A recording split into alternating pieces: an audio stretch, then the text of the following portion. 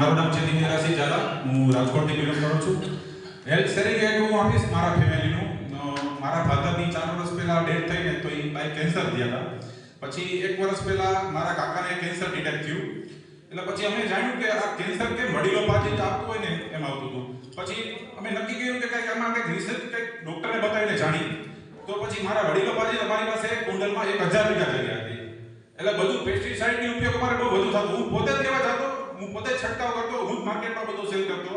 પણ ત્યાંથી ખબર પડી કે પેસ્ટિસાઇડ લીધે તો વધારે થતું હશે. પણ કંઈક કુદરતે કંઈક ચમત્કાર કર્યો કે મારા ઘરમાં સદસ્ય છે, મારા ભાઈ સાહેબ છે. અમારા ઘરમાં કેન્સરની એન્ટ્રી થઈ 1.5 વર્ષ પહેલા. ડોક્ટરે ચોખ્ખી ના પાડી દીધી કે લાસ્ટ સ્ટેજમાં કેન્સર છે, આ વ્યક્તિ 6 મહિનાથી વધારે કાઢી શકશે નહીં. કાંઈ વાંધો નહીં કીધું, આપણે હવે જે છે એ રાખી. એક કિડની મારા કાકાની લગભગ 5 વર્ષ પહેલા નથી, એક કિડની ઉપર જ છે ત્યારે.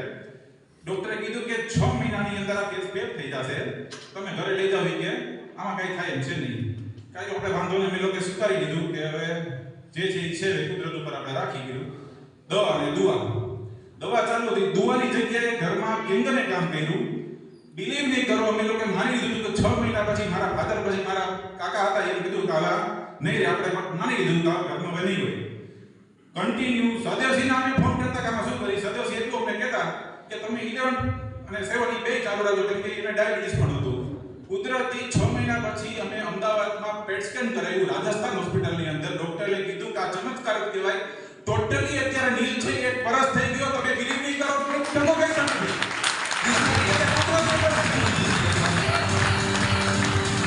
આનાથી મોટો એક ચમત્કાર હોય તો ઘરમાં આપણે એને આ ભગવાન જ છે. જેટલા કેન્સરમાં પૈસા નાખ્યા ને એની કરતા હું કહું કે તમે 5% નાખશો ને ઘરમાં રોગ નહીં આવે. ખરેખર